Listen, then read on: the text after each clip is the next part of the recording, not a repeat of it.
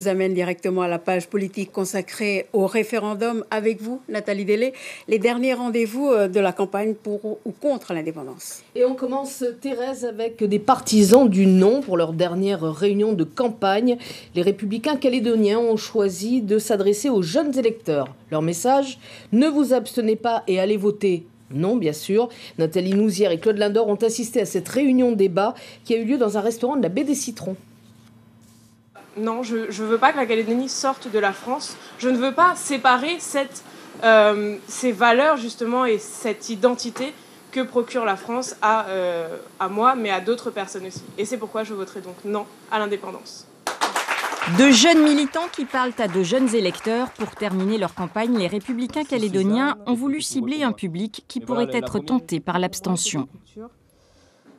Le message principal, c'est bien sûr la mobilisation pour le 4 novembre, mais c'est aussi que la France est une chance pour les jeunes Calédoniens, pour le développement de la Nouvelle-Calédonie, pour les emplois, pour l'université, pour l'enseignement qu'on a en Nouvelle-Calédonie, et c'est le message qu'on a voulu faire passer. Les jeunes venus assister à la réunion semblent déjà avoir fait leur choix, mais ils veulent en savoir plus sur l'après-référendum. Je vais voter non, parce que la France est une chance pour la Nouvelle-Calédonie. Je pense que le non l'emportera, non. Je voulais surtout savoir ce qui est prévu du côté de la Calédonie en France après le 4 novembre.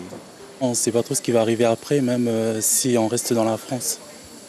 C'est surtout ça. Sonia Baquès leur présente le projet des Républicains calédoniens. Ensuite, ils sont peu nombreux à oser se lancer et à poser tout haut leurs questions. Si on arrive finalement à faire un Brexit à la calédonienne, quelles sont les voies envisagées après ce Brexit, toi ? La formulation des questions surprend parfois les élus. Ils essaient de ne pas décevoir l'assistance. Alors, ce n'est pas un scénario dans lequel on se projette, parce qu'on est convaincu que c'est le non qui l'emportera, mais c'est faux de croire que quand on dit à la France de partir, elle va continuer à allonger de l'argent pour payer l'enseignement secondaire, qu'elle va continuer à allonger de l'argent pour payer les compétences régaliennes. On verra le 4 novembre si les arguments de leurs aînés auront convaincu de nombreux jeunes d'aller voter. Notre rubrique oui ou non, chaque jour nous interrogeons un partisan du oui à l'indépendance, un partisan du non. Aujourd'hui, notre question porte sur l'éventualité d'un deuxième ou d'un troisième référendum, des propos recueillis par Nathalie Nouzière, Michel Bouillet et Laura Chintou.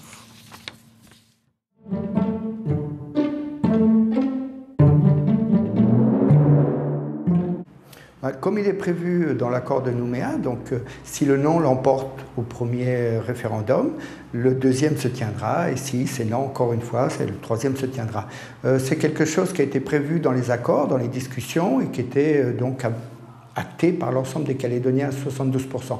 D'ailleurs, la loi organique a dû être réadaptée en 2015 pour permettre d'inscrire le troisième référendum, et tous nos députés et sénateurs ont voté pour cette inscription dans la loi organique.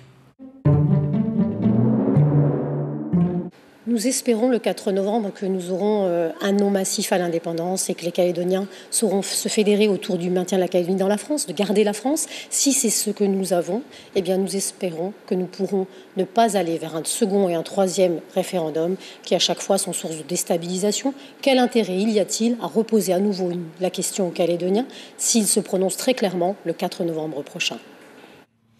Et dans nos coups de projecteur sur des électeurs calédoniens, ce soir, c'est David Poitchili qui explique son vote pour le oui à l'indépendance. Il est au micro de Gilbert Ayawa et David Sigal.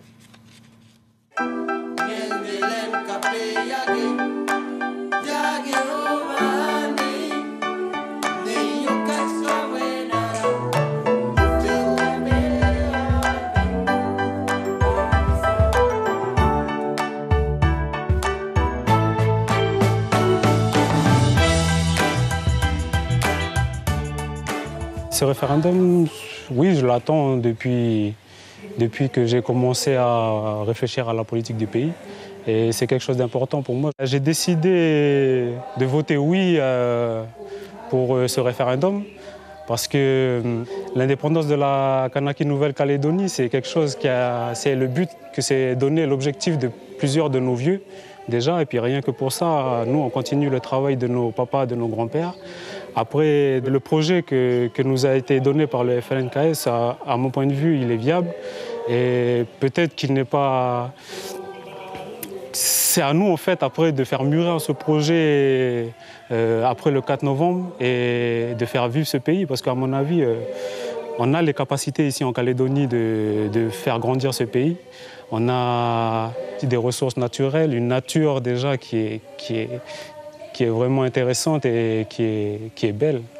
Et il n'y a pas de raison, au vu des hommes déjà qui sont là, l'intelligence des hommes qui sont présents en Nouvelle-Calédonie, il n'y a pas de raison que ça se passe mal après le 4 novembre. Voilà, et cette info étonnante maintenant, il n'y aura pas d'escale de paquebot de croisière ce dimanche à Nouméa en raison du référendum. L'armateur australien qui écarte toute raison invoquée à la sécurité, qui écarte toute raison liée à la sécurité, invoque le fait, je cite, qu'il s'agit d'une journée particulière et qu'il convient de laisser les Calédoniens tranquilles ce jour-là. Notons que l'escale du 4 novembre à Lifou est, elle, maintenue. Et puis enfin, plus serein, ce message du comité des sages à 3 jours du scrutin référendaire. Les sages tiennent à saluer la sérénité de la campagne, bien qu'il y ait eu, je les cite, des excès de langage, en particulier ces derniers jours. Le respect mutuel a prévalu. Fin de citation. Voilà, Thérèse.